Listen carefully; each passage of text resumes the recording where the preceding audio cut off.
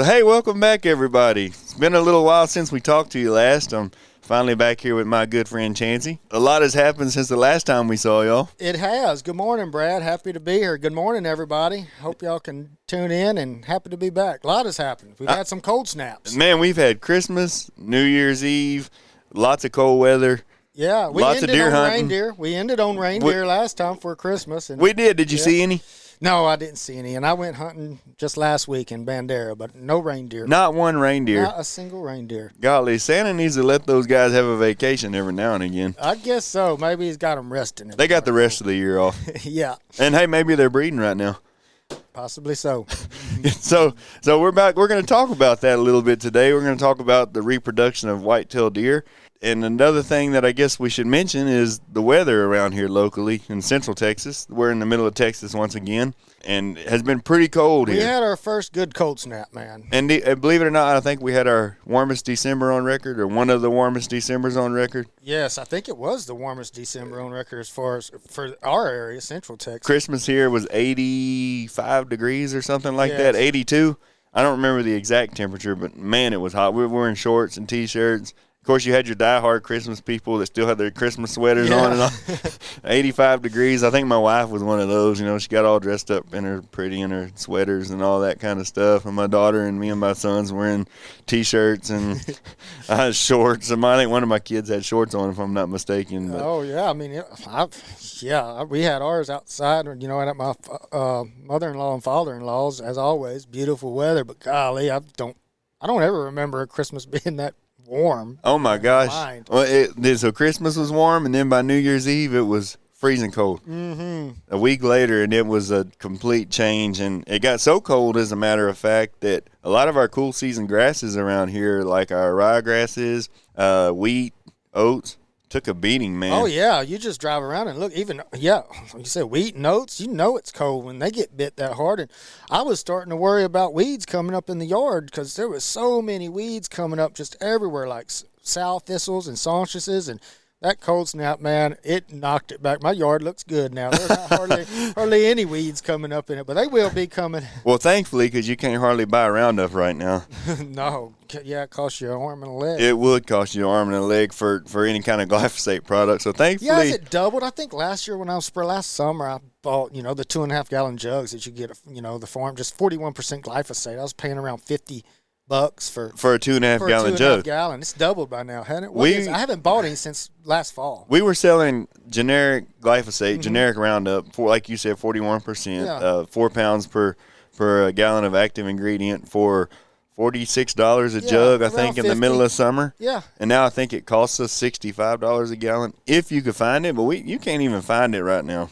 Wow. I don't know what to blame the shortage on. Everybody blames shortages on everything right now for every single thing you could possibly think of. But yeah, why would that be a shortage for that? That's probably in agriculture. That's got to be one of the most used chemicals that we have that we use. And this is kind of off of today's topic, but now since you mentioned it, like I'm going to pay extra money for a Roundup Ready variety of corn that I'm going to plant that I'm expecting to spray Roundup over to control the weeds, and I may not even be able to find the Roundup from the people who are selling the technology, being Monsanto and the BT corn that you could spray the Roundup on whenever. Why would I pay extra for that corn seed when I can't even buy Roundup to spray over top of it? Well, I'm sure when it's time to spray Roundup, you might have to pay through the teeth to get it, but I bet you it'll be available then. They're going to make you pay whatever.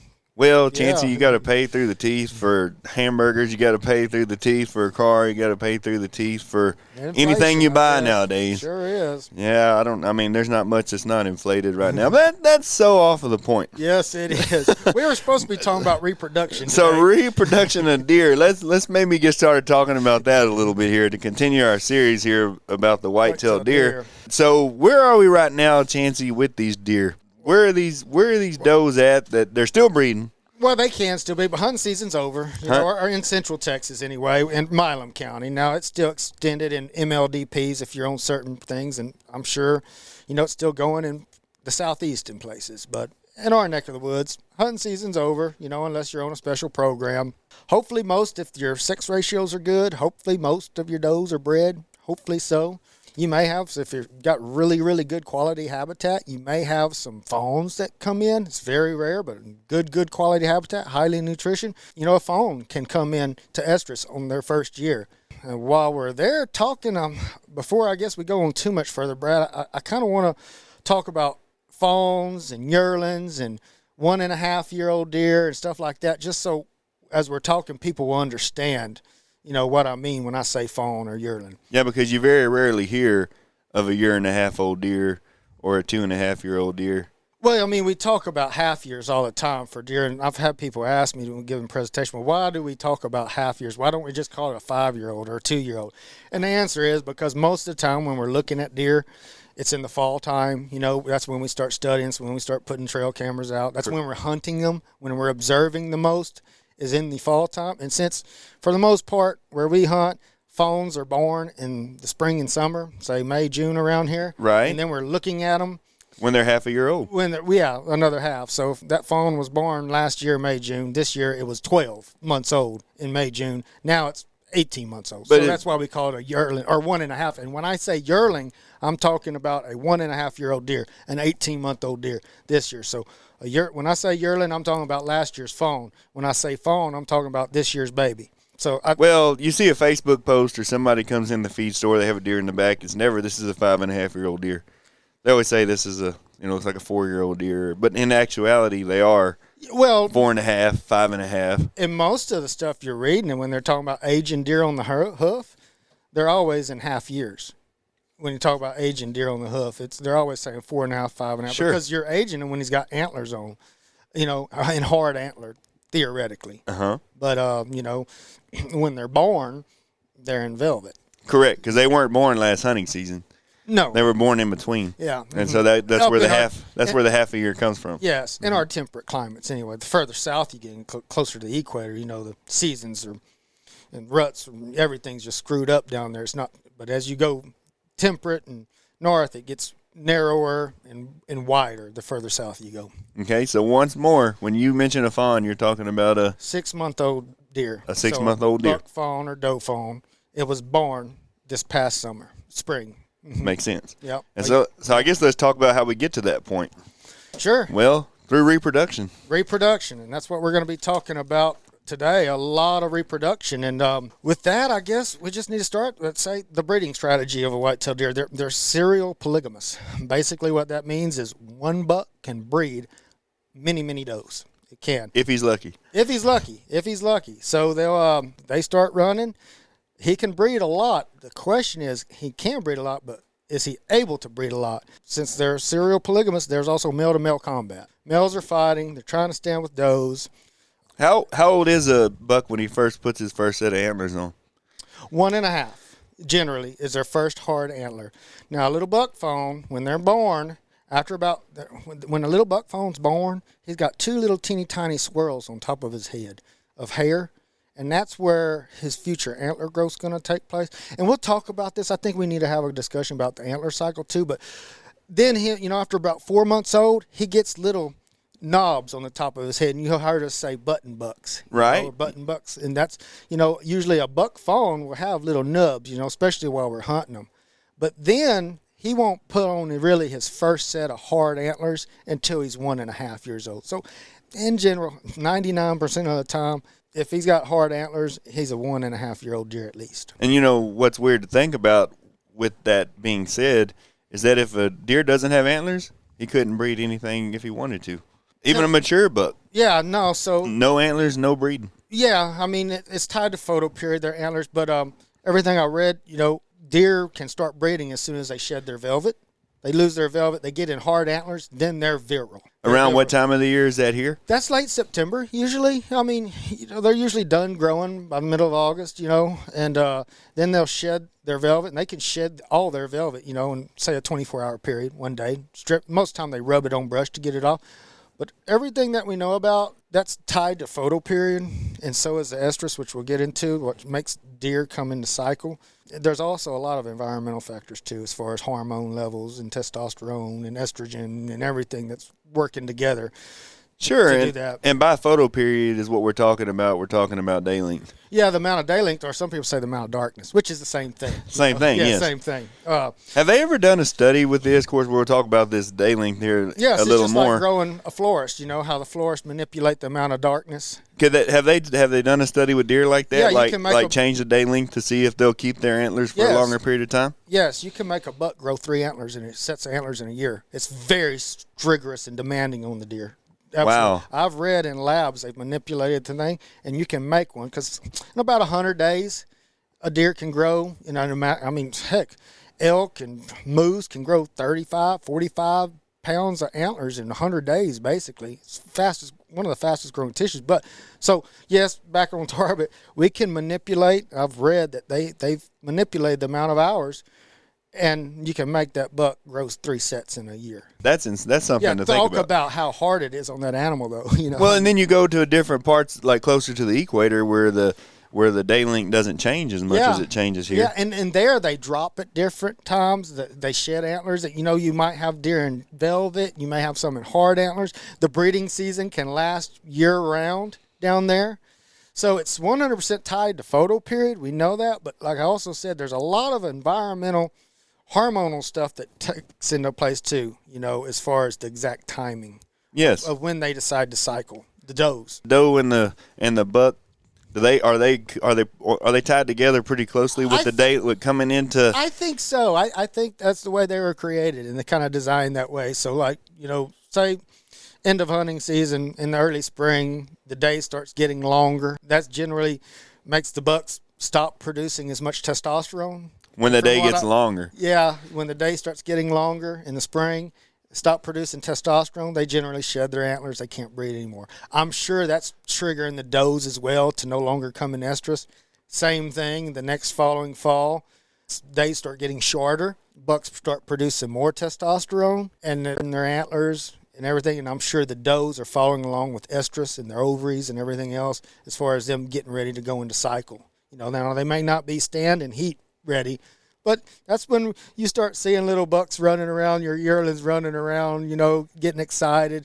The smells are changing, so it's all seasonal. So I think it's 100% tied together, no doubt about it. I mean, the males and the females is why we got breeding seasons. Sure, they both got to work together. And back to the male to male combat, like that's where the little young bucks probably are at a disadvantage.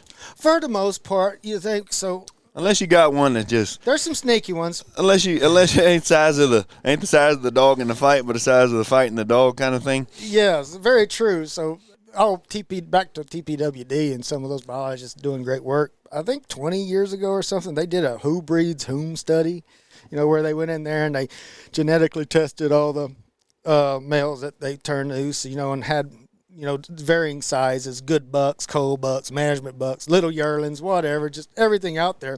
And then let them go through a breeding cycle and then went and shot the does and then took the fetuses out and then DNA the fetuses back to the sires. It's really interesting results that I thought it was a great study, well put together. And what I got from it is basically if only good ones are out there, then only good ones are breeding because little ones, they can breed, maybe not as much as like a 3 or a 4-year-old more mature, but they can breed. So male-to-male combat, does are coming into heat. Bucks will stay with that doe. So she's only in standing heat for 24 hours. Now, she may smell good for 2 or 3 days, and they're chasing her, but she won't stand for that buck. She won't. So only in that 24-hour period when she's in what they call standing heat will she allow him to breed her. And he'll breed her as many times as she will in that time period. And he will not leave her. Like, you cannot rattle him off of her when she's standing in there. But now another bigger buck could come into the picture. Yes, and so most of the time... If your buck-to-doe ratio is off a little bit? Well, if they're really good, you want some competition. If your ratios, you want some fighting. It makes your rut better and everything, but if they're really unbalanced, that doe may come into heat and not get bred. There won't even be a bucket around. Yes, because that's why sex ratios are so vitally important, because that doe's going to come in that one time and the way that they cycle. So I guess we'll just go right into it. When she starts coming in, if she doesn't get bred in that first estrus cycle, she'll come in again in 21 to 29 days later. Yeah, 21 to 29 days later, she's going to come back in. So the first time is the rut. So it's not brought on by the cold weather either. No. A lot of hunters think that the rut is brought on by the cold weather. The first cold snap really triggers, when in actuality, we know it's set by photoperiod and a lot of other environmental factors. Nutrition is a big one because nutrition can delay females coming in. In which it just so happens that not only is the day length is also closely tied to the temperatures. Yes. But most of the time when people are seeing more bucks move in cold weather and they think it triggers the rut, it's just because deer are more active in cold weather. Sure. So we're seeing them more. They're just out moving around, playing, doing what deer do. They're just more active. Doesn't so much trigger it. We know that's tied to that photoperiod and other cycles. So I guess back to the 21, 29-day cycle, that doe doesn't get bred in that first estrus cycle. She's going to come back again in a month later. Mm-hmm. And so that means that gives another opportunity for a buck to breed her as well. And that could be tied, like the reason she didn't breed the first time could be tied to buck-to-doe ratio. It could be tied to habitat. Nutrition. It could be tied to space. It could be tied to all those things that we talked about in the last episode. Yes, nutrition is a big one. Nutrition is a big one, but also skewed sex ratios. And we want these doe all breeding as many as we can this first time. Yes. So due to predation, later on. They call it the predator weather effect. So basically, in a perfect world, it would be great to have all of your does bred in a 2-week period. So when they come in that first estrus cycle, within 2 weeks, all of them are bred. And the reason that's important, they call it the predator weather effect. So years or months down the road, when they start having babies, if all the babies get dropped within a 2-week period, guess what? The coyotes get full. And within 2 weeks, those little fawns are up and going with mama, and they can outrun them. It's kind of like, wow, the wildebeest and the gazelles and everything, all the bovids out there drop their babies all at once. The predators get full. Yes. And then they're done. But then also, most of them, because of the environmental factors that we mentioned, I just actually think that it's amazing, the photoperiod. The environmental factors, the climate for that particular area, those does or the cycle will tweak it to those certain areas. So in our area, it's generally May, June is when the does are dropping. May, June. Good time for a baby to be born. It's a great time for a baby to be born. Hadn't got hot and dry yet. Yeah. They're still playing. Like the spring grasses are summer grasses are in full effect. Lots of forbs out there. Lots of nutrition. High quality food out there during that time of year. Here, that means that she was probably bred sometime in November. 7 months. But if she didn't get bred, say the second estrus or the third estrus, that means those babies are being born in July, August. And then that means... Ooh, that's a problem. That's a problem for nutrition. That's where they call the weather effect, because it starts getting dry here. Yes, it does. It does. That's just our season. But then also it means hot. That also means... Your cover is starting to disappear. Yes, fawning cover's getting hot, dry, and hard to find fawning cover around here in August. Mm-hmm. Yeah, especially if you're got a good grazing plan or active grazing plan. And then also if you're having part of your babies in May and part of them in June and part of them in July and part of them, that just means the predators never get really full. They can get a little bit of eating every time. Every time there's a fawning season. I'm not saying it's like that. Most of your deer probably in our neck of the woods are bred in that first, second, or third estrus cycle. Probably the first and second for sure. Depends on your ratios. Well, not only that, one buck can breed a lot of does, but he won't leave her. That's why I was saying he won't leave her if he's standing there, and that's where fighting can come in. And back to their point about the little guys. So when those bucks are fighting, a lot of times that's why when you rattle, deer come to antlers, when you rattle them together. I don't know if it's like, high school fight in school, but also I think a lot of it has to do with bucks think they can get in there and probably sneak a doe. Yeah, they're like, oh man, Steve and Henry are fighting over there, man. Let's go see what. I might can get in there and so hey, and it happens, and there's like that who breeds whom study proves that it happens. There's it's the same way with cattle. If you have two big bulls in the pasture, they'll spend a lot of time fighting each other over there, and then the little kind of weaker bull will do a lot of breeding in that amount of time. Yes, absolutely. Same thing with deer is what a lot of it suggests, So your little young yearling buck that you don't think antler size, there's some data that, suggests that females kind of pick bigger deer, but if there's none available, she'll let just about anything breed her, when she's ready to stand.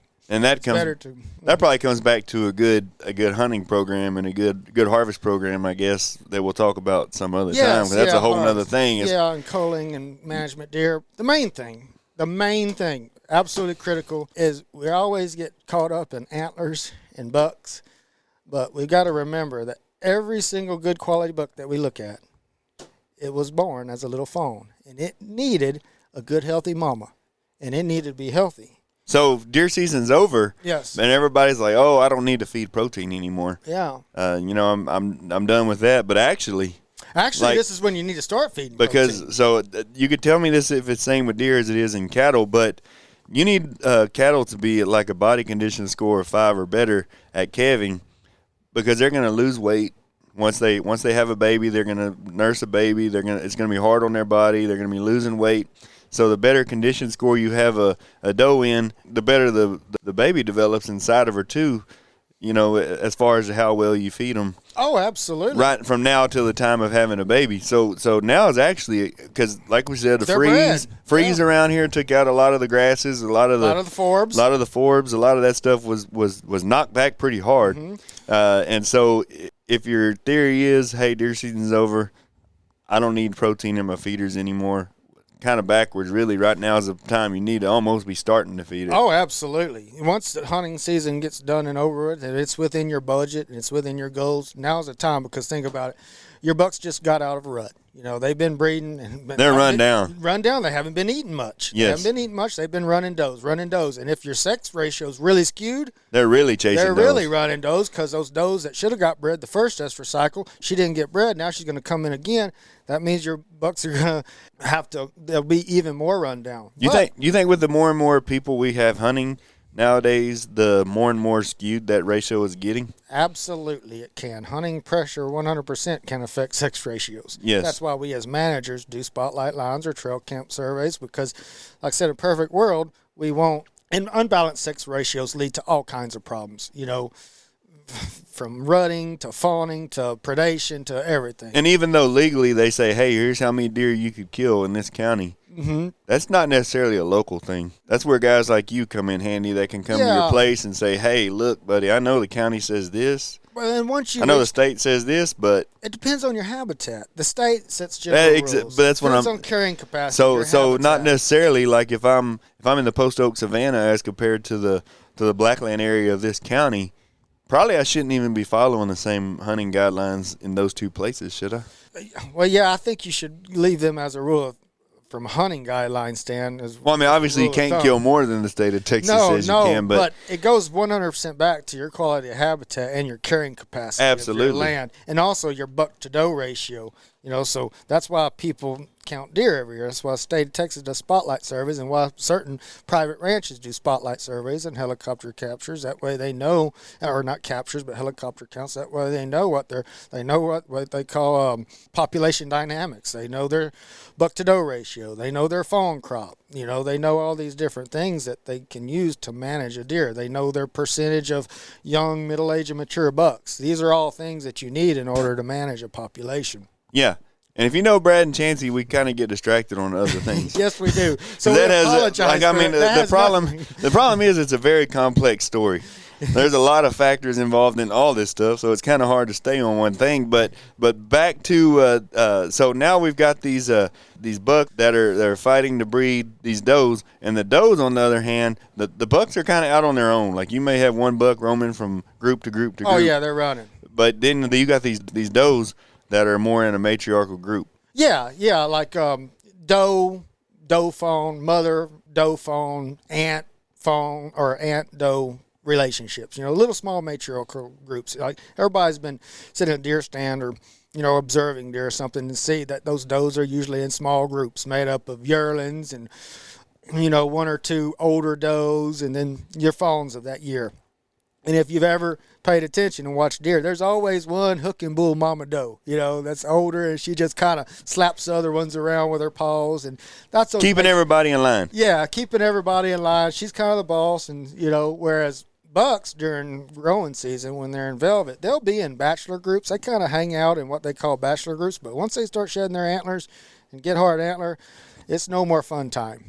They're running. So that's why they talk about, for a doe, depending on carrying capacity and your habitat, limiting resources, their home range is smaller than a buck's, because a buck's will really start roaming and going once the rut starts, or once he starts seeking out. Once they lose their antlers, do they stick with these groups of doe? Like yesterday, we were loading hay, tons of deer out in this field. And I guess they're still breeding here probably. Yeah, it was two little bucks with this group of doe. Yeah.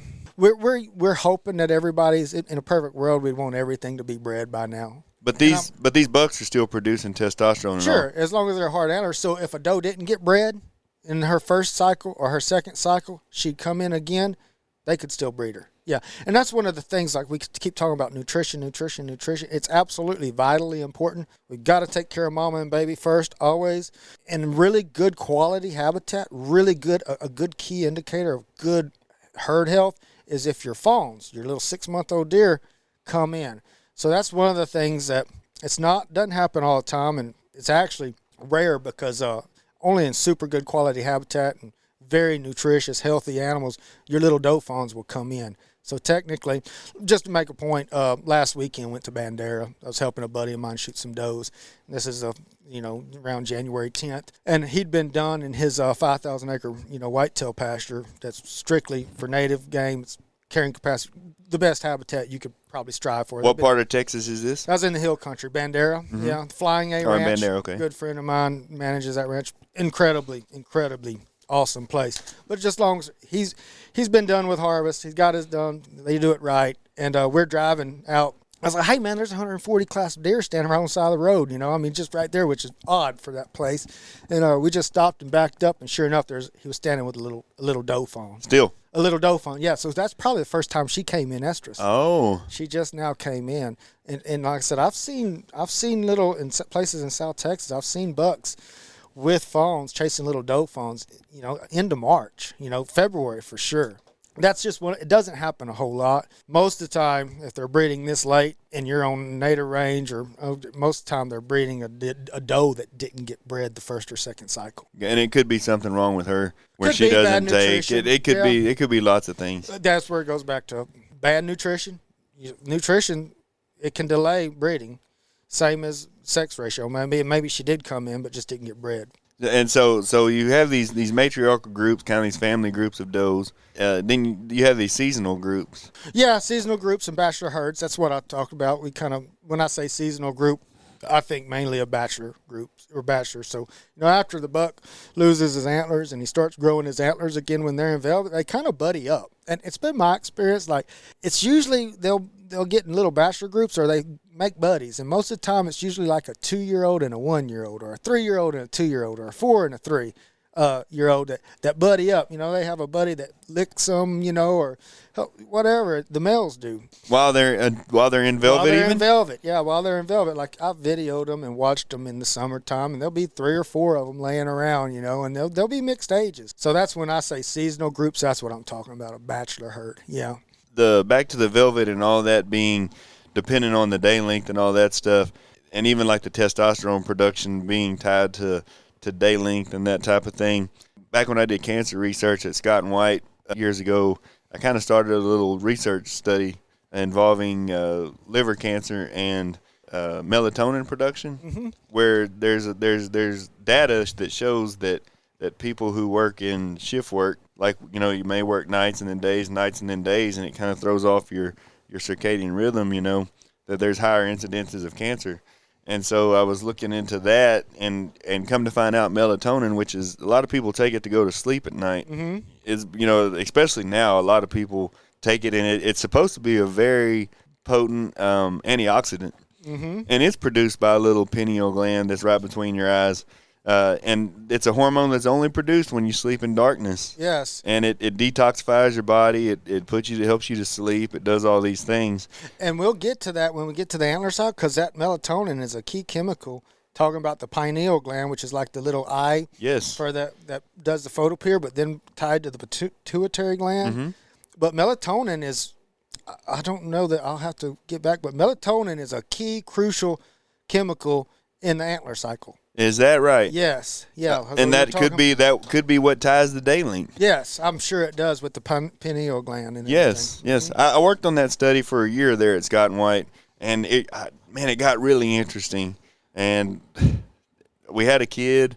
Me and my wife had our first kid, and it got to where I couldn't do the job anymore with the drive that it was and for what we were getting paid. So I ended up leaving, and this medical student comes in and takes over my research, and she got to travel all over the world to different meetings and stuff with the data that she carried on to get from that research study with that cholangiocarcinoma and melatonin. Oh, babe. Yeah, and liver disease. I don't. It's been 20 years ago now or so. But you go to talking about day length and light and darkness and all. It's very important for lots of things, especially this deer stuff. It's what triggers everything. I mean, it makes flowers bloom. It makes the bees. I mean, without photoperiod, affects the blooming of flowers, and so I mean that's pretty critical for human beings or any living creature. We talked about a while ago how they put these deer in these artificial light situations and it changed their whole antler growth and all that. Mm-hmm. Like think about if electricity never would have been invented and we were still sleeping in darkness and awake in the daytime. Like I wonder how different even human nature would be. Oh yeah, yeah. Like what if me and you were sitting right here right now without the lights on in this room? Doing this, like, and I mean, who knows what all that with us is affected. Oh, I know it. By circadian rhythm that we don't even know about because there isn't any anymore. No. I got one kid at home, he can't sleep without a light on. Like, I mean, he turns his lamp on and he goes to sleep and it stays on all night. Well, I do think, our ancestors were very much more in tune to their environment. Like, they probably knew when a hurricane was coming. Probably, I don't know, but in my mind, I don't think they just got totally blindsided. They probably knew that something was happening. I think that they were, because probably they were, their circadian rhythm was kind of the way that we were, that I think that they were very in tune to their environment. My grandma tells this story. She grew up in a small community outside of Cameron, where me and Chancey are from, called Ben Arnold, and she talks about how her dad was responsible for first getting electricity out to where they lived out there, and how nobody, like, they had to have so many signatures or so many people sign up for electricity to get service to your area. Sure. And how he could not get anybody to sign up for this electricity because nobody wanted those wires running all over their house. Yeah. And she said she'll never forget the day that they finally got enough signatures, and the first time they ever turned that light on above their kitchen table, and how everything looked so different. And her mom made her dad replace the kitchen floor because they didn't know it looked so bad. Oh, man, that's funny. But if you think about that, candlelight was the brightest thing that you had, and then all of a sudden oil. Imagine how much things have changed, golly. We take so much for granted. This is so off topic again. Yeah. Okay, well, I do want to make, since we talk about that, we're probably in the 30 minutes already, but one thing that's cool about antler cycles, I've heard, like a lot of cancer developers or cancer research does a lot of stuff about deer and antlers because it's the fastest growing tissue that we know of. And it's all based on day length. One of the fastest growing tissues. I mean, think about it. Like I said, a buck can grow a full set of antlers in basically 100 days, roughly, something like that. So, yeah. I mean, imagine if there's like limb regeneration and all kinds of different things that could be studied with that. Yeah, possibly. To be honest. Yeah, I mean, who knows? That truly is unique. Very much, very much. All right, these female offspring herds, bachelor groups. Chancey, you got to quit distracting me with all this stuff. And so back to female offspring herds. They're there, the matriarchal groups. We can probably move on from there. They have their fawns, when season comes, and the fawns, they lay around for 10 days to 2 weeks generally. With these does, how long can they breed? While we're on the topic of these does, how many years are they good for? Oh, a long time. I mean, they can live longevity 14 to 20 years, but on average is 2 to 3 years in the wild with predation or whatever for males specifically. But I know 10 plus years old they can continue to breed. And so the does could live so much longer than bucks because they stay in a group. Yeah. And there's a lot less risk. I mean, if you've ever been out and you've tried, like we do a lot of like thermal hog hunting at nighttime or something, and you see the hogs mixed with the group of the does and all that stuff, and you crunch one little leaf. Yeah. And all those does look up at you and then they're gone. And the hogs chase them off and all that kind of stuff too. Whereas you got a buck that's chasing a doe. I guess what I'm trying to say is the males don't live near as long because of this bachelor type of a what's the word I'm looking for here? No, I think what you're trying to get at is talking about buck to doe ratios and fawns in utero. What's technically you think it's 1-to-1 buck to doe ratio. But there's some stuff that says it's skewed more towards males. There's a lot of data that suggests that there's actually might be 55% bucks, 45% does that hit the ground. Mm-hmm. But a year later, its ratios skewed back towards does, and that's because little boys get into more trouble. I mean, because think about the little bucks. The mama will run those little bucks off. She will drive them out of the country, and when she drives them off, it's a very dangerous time for a little, 18-month-old or 20-month-old little fawn, or I'm sorry, a young buck. It's a very dangerous time for them because predation. They got to travel across rivers. They're trying to set their home range.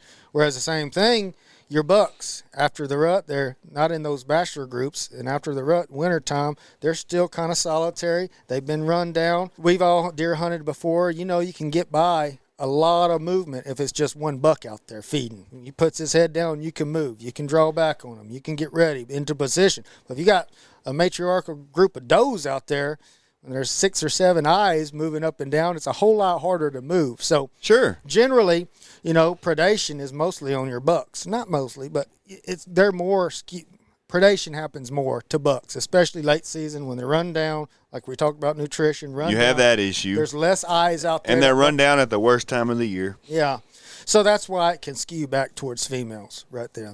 Mm-hmm. Sure, that makes sense.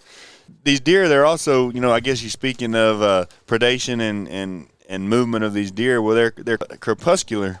Yes. In movement. Crepuscular, that just means that they're active, most active in general in the mornings and evenings. Mm-hmm. So you got diurnal, which means you're active in the daytime most time, which theoretically that's us. We're not adapted to see well at night. Then you've got nocturnal, which, like your owls and things like that, your classic nocturnal. But crepuscular is just a term. It means you're mostly active mornings, evenings. That's not to say that deer ain't active at night or in the middle of the day, because we all know they are and we've seen them. But in general, activity in deer is most abundant during those times. I kind of feel that way too. I got the most energy when I wake up in the morning, and right once the sun starts to set just a little bit in the evenings, you pick up a little second wind there. Yeah, you do. Yeah. And they talk about that 2 to 4 slump, how like from 2 o'clock to 4 o'clock is the hardest time of the day to get anything done. Yeah. You just feel drained. Yeah, or right after lunch. Like right after lunch, then you got that too. Or whatever you're talking about. The tryptophan in turkey, sure. Yeah, I never forgot about that. Lunch is hard on us. Yes, it is. Indeed, it is. But these deer, they typically will move how far? They're moving mostly in the morning and the afternoon. Yeah, or within a 24-hour movement range mostly. But I mean, like I said, they'll move in the daytime. But generally, they'll move within 1.5 to 3 miles within a 24-hour period. Even the does, just in general. In one direction, or do they kind of go back? Just throughout their habitat. What we said. Their home range in general 200 to 300 acres. Well, within a 24-hour period, they may move up to 1.5 miles or 3 miles, depending on the season, what time of year. The doe may travel more during fawning season back and forth to check on her fawns, or get more water. So it just depends. But that's just some general stuff out there.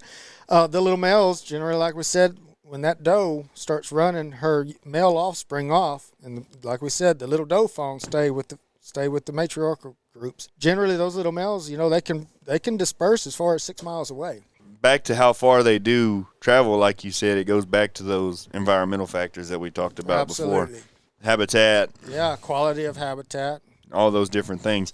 And so and these males will go a whole lot farther than what the doe will in order to breed and do different things like that. Sure. Generally, it's, the male home range is twice what a female's is. Like I said, that varies from as little as 150 acres in really good habitat to as much as 1,500 acres out, in dry climates with little water and everything. That home range it really does depend on many variables. But generally, as a kind of a rule of thumb, a male's home range is about twice that of what a doe's is. Okay, and that's all tied again to sex ratios, and due to this short period of breeding season, that ratio is very important. Yeah, absolutely, for that reason, because they won't cycle on forever. No, they won't cycle because of photo period. Within this constraints of photo period, way up north in Michigan, I don't know if I talked about this already, but Michigan, Saskatchewan, stuff like that, the breeding season generally pretty narrow. Mm-hmm. But as further south you go, it's a lot more broad and latitude for change there. So in our neck of the woods, we would like them, we would want the does bred within by her third estrus cycle for sure. But it's not to say that if she wasn't, she could cycle up to 7 times within the constraints of the photoperiod. And this ratio, We don't ever want that to happen in our temperate area, whereas in the tropics it probably does happen. And they this just come in whenever. Sure, and this ratio goes all the way back to your herd health, I guess you would say, and the health of your habitat, because this buck to doe ratio is all affected by what's being born.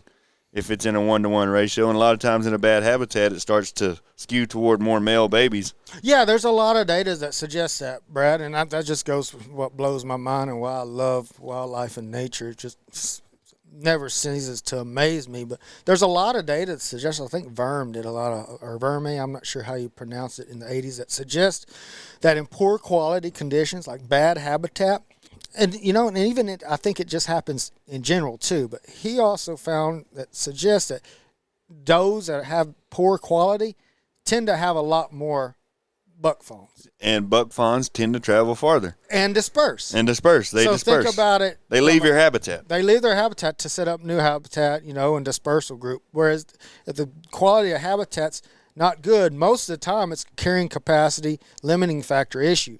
So if the carrying capacity, if you have more doe fawns, those does ain't going to leave those little matriarchal groups. They're going to sit tight and hang with mama, for that's, like I said, we said aunts and siblings and little does are all together, whereas the little bucks move. And so he suggested, they don't know, it's a hypothesis. I think there's some legitimacy to it that poor quality habitat has more buck fawns. That way they disperse and don't put as much pressure, continue to put pressure on the habitat. That's nature taking care of a problem. Yeah, it is. Yeah, disease, drought, everything. Nature will find a way. Isn't that something? Mm-hmm. So, and I guess it's also important to point out, we just talked about the ratio of males being born to females, but also one doe could breed to 2 different bucks, because typically your youngest doe, I guess, their first one will be just a single baby? Yes. So, like, back to the little doe fawns coming in, one of the things that we as managers and biologists and anybody that's interested in deer look at when they go shooting their does, if they shoot a yearling, like a 1.5 year, they look at lactation rates, period, across all does that are harvested. Lactation rates tell you a lot. They tell you, number one, if that doe got bred, and number two, if she was carrying a fawn recently, if she's lactating in the fall, when you shoot her. So it tells you, that helps you with your fawn crops, shot 100 does and all 100 of them were lactating. That means that you had a 100% fawn crop. Sure. But in general, if you have a 1.5 year, a yearling deer that's lactating, that means she got bred as a fawn. So we look at that to give us a good idea of our herd health. If you got if a lot of your 1.5 year olds are lactating when you shoot them, if you shoot them, a lot of people, it's hard even for people that watch deer all the time to age does. Mm-hmm. Very hard, but you can usually kind of tell a young doe from an old one, Sure. But if by chance you shoot some 1.5 year old does and they're breeding, that they were bred as a fawn, and usually that first baby that they have is always a single, and then after that, kind of twins are the rule. And they can have, not happen all the time, but they can have triplets as well. And they can be sired by different daddies. Kind of like what we were saying, the who breed whom stuff. Sure. When they're fighting. So you might have twins, like we said, the doe lays her babies, and she might have twins, but they can have 2 different sires. So that's why we said if only good ones are out there breeding, or if only good ones are out there, then only good ones are breeding. That's right. Very important to take care of that for that reason. Yeah. And in what I believe, mama and baby first. Again, I know I'm going to keep harping on that, but nutrition for our babies and does is critical. And while you're on the point of it, with the doe, if you're going to harvest doe, it's probably best to do it at the beginning of the deer season in order to keep your bucks from running down on a doe that you're eventually going to harvest anyway, huh? Yeah, I mean, in a perfect world, and it's hard, in the constraints of hunting seasons and everything, but now we've got MLD programs that give hunters lots of latitude and landowners, to have longer seasons or shoot more animals. But in a perfect world, if you could get your doe harvest before the rut, that's great. Get all your does shot and killed before the rut. I mean, either way, whenever you do it, say you kill a 2 or a 3 year old doe, you're still taking out 3 deer, more than likely, because twins are the rule after 2 or 3 years old. And so in quality habitat, she should raise most of those babies, You should have good fawn crops, at least say 50 to 75%. Absolutely. Is what you're hoping for, at least, you know. But in really wet years and really good, and where predation's not a limiting factor, you know, she can have 100. You can have 100% fawn crop. Mostly all, again, back to those environmental factors. Yes, yeah. Because my thing, late born fawns do not do as well. They just don't. Well, it's just like cattle. If you have a calf in the summertime, whenever there's nothing there for the mama to eat to produce milk, it's hot, all the temperatures are off, you have all these different problems, they're never going to do as good as a calf that was born in the spring or in the fall.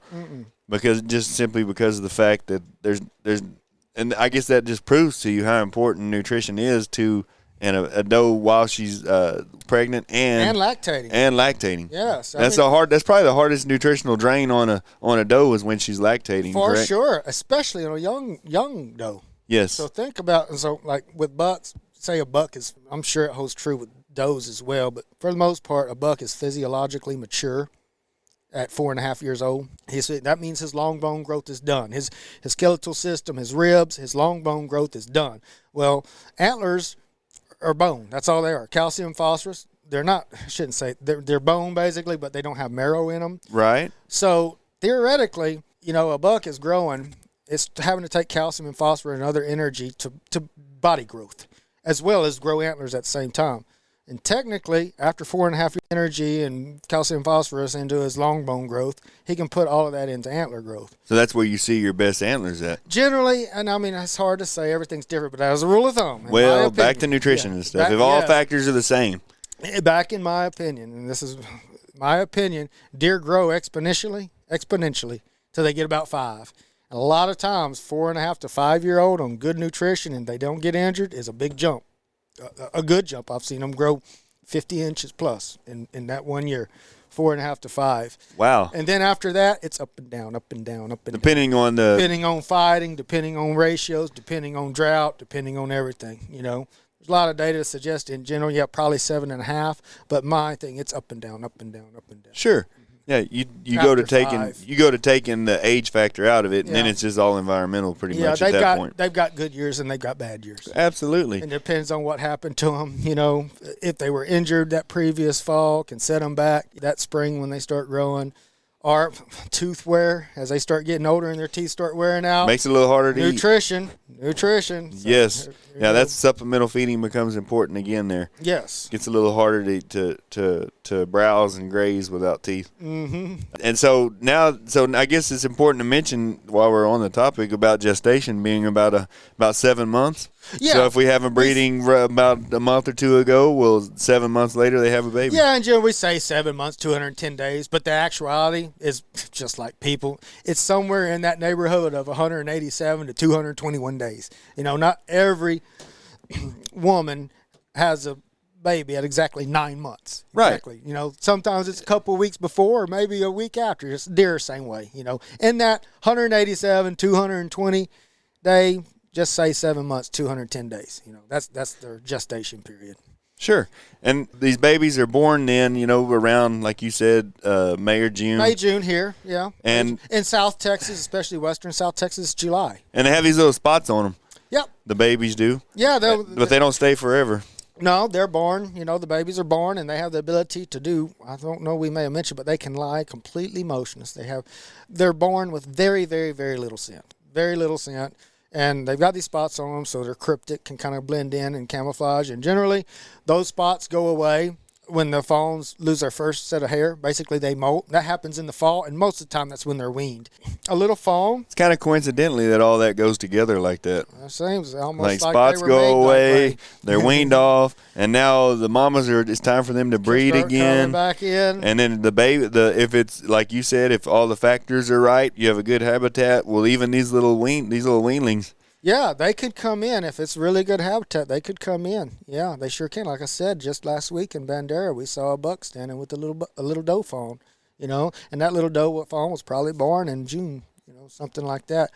So they probably won't have the best baby that first time. No, they won't. And even if they of course, they're having one baby and not two for that reason. Yeah, they're not only that, but also you got to think they're still growing too. It's a sign of good, proper nutrition, herd health, but that's not to say it's not like all your fawns are getting bred. You know, I mean, a handful of them are probably getting bred. I doubt me. Well, I don't know. In really good quality, I've seen, you know, several 18 yearling does that are lactating, when we go to skin them. Sure. But what's neat about it, that just goes to talk, because they're always talking about, well, God, I can't kill my does. The little bucks or the little fawns, it's too early, they're going to die. Can't shoot the does. And well, that's right. If you're dependent on mama's milk and mama dies, well, that's not good for you. But in general, I said I'm general. I hate to say it depends, but there's a lot of generality in wildlife, In general, a little fawn can survive after 2.5 months old. 2.5 months old, it can actually eat and browse and ruminate. That is really quick. Yeah. And in general, mama, she doesn't wean them that early, but she generally will wean them in 3 to 4 months. And she'll run the little bucks off, but she won't run those little bucks off right away. But generally, that's like I've seen little buck fawns still kind of hanging around in January, February, But generally, that following, when she starts coming into getting close to having babies, or that spring, we're not observing them. She runs those little bucks off, runs them smooth out of the country, disperse them. But she'll let the females, the little doe fawns, hang around. That's why we say back to those matriarchal. They're generally weaned by 3 to 4 months old. Is there a bunch of line breeding that goes on with deer? Is there a lot of inbreeding that goes on with that? I don't think so. That's why, a lot of the case for the does running the bucks off is that right there, to keep that from happening. This is more of a management thing that we'll talk to, but I just want to make this comment, and this is going to, I hope somebody don't take it, but if you want, like we talk about bucks dispersing, and you've been managing your herd, and you've got to kill does anyway, it's really nothing wrong, in my opinion, with targeting does with buck fawns. You got to kill does anyway. Yes. Why not? And say bucks, and you need to change ratios, and you won't own your place. You target does with buck fawns, then she's not there to run them off.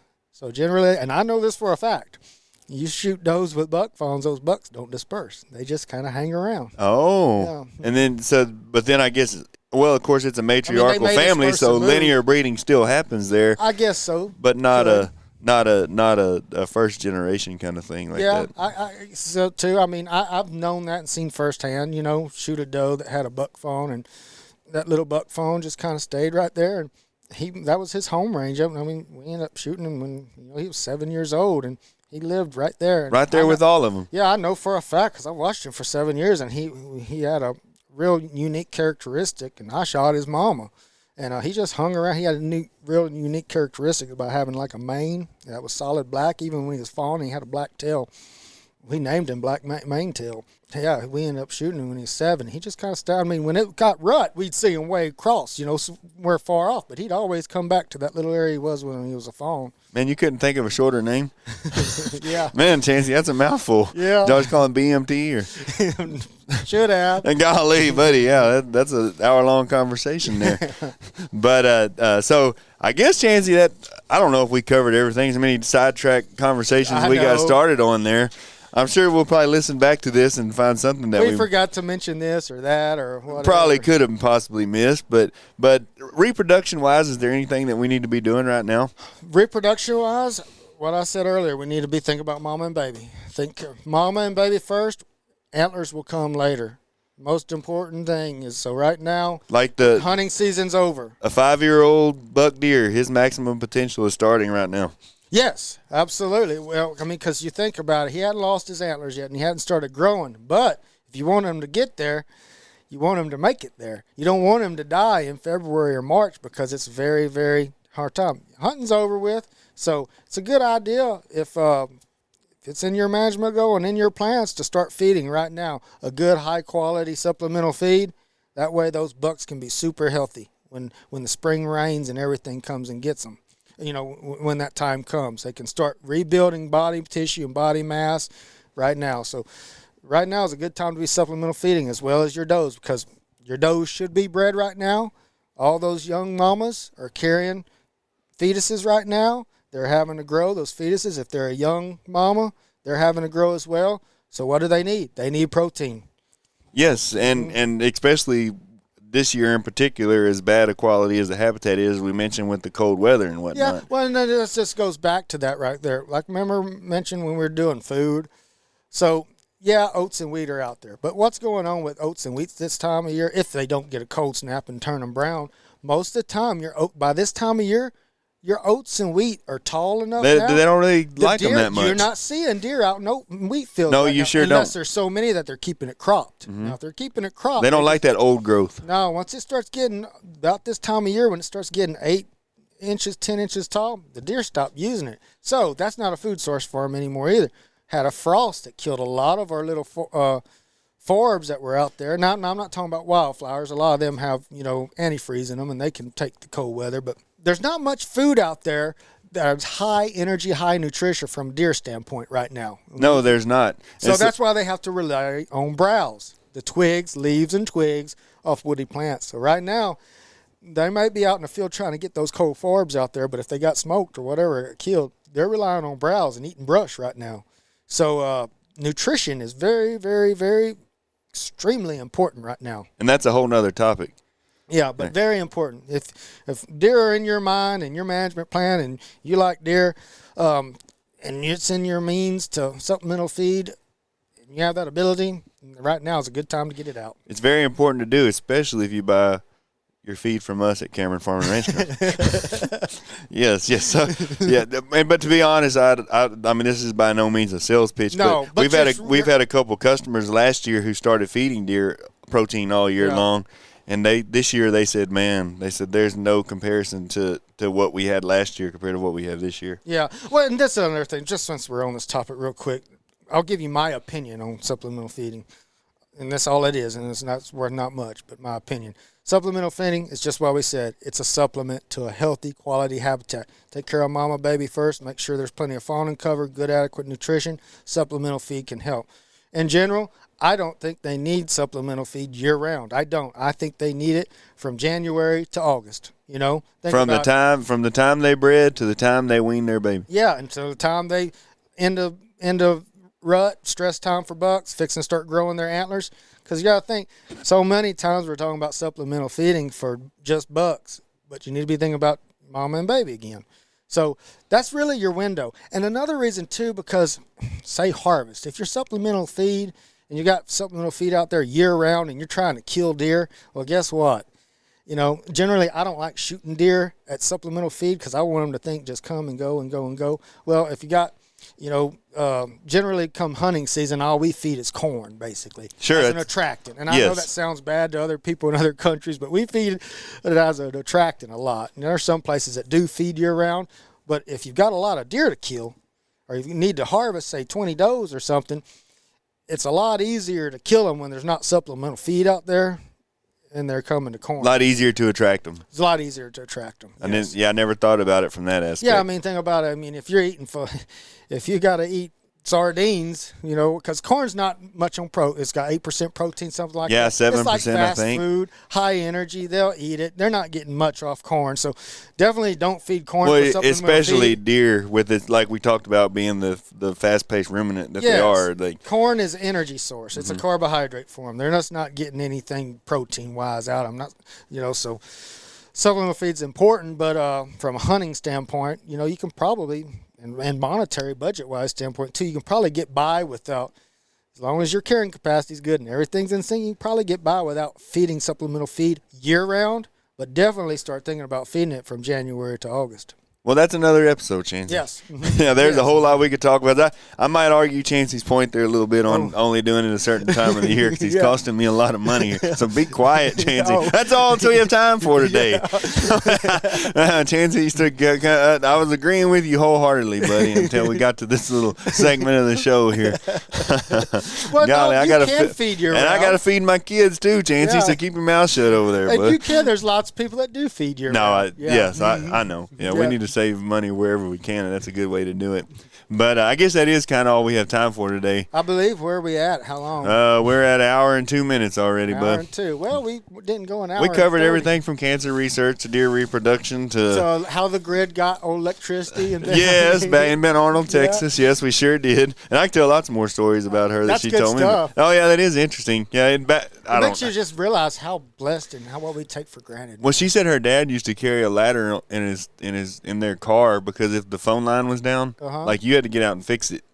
Because like you couldn't call like somebody and then them come out and fix it. Like you were responsible for it, so it broke. You fixed it. I mean, Yeah. whatever happened to those days, man? Oh, kid, we take so much for granted. You get sued now if you touch probably the phone line or anything like that. Sure would. Yeah. People knew how to take care of themselves back then, man. They knew how to make a living and were very independent. And there's another episode. But let's call it quits on that today, I guess, Chancey. All right, Brad. As always, I enjoyed it, man. Hopefully we covered everything, y'all. I know we were across the board, but I think we hit on the big ones. Well, yeah, I think so too. And hopefully you have a good 2022. Yes. Until next time, y'all. Thanks a lot for listening. Hey, it's good talking to y'all today, guys, and I hope you'll have a great week, and we'll talk to you here in the near future. Thanks, and have a good day.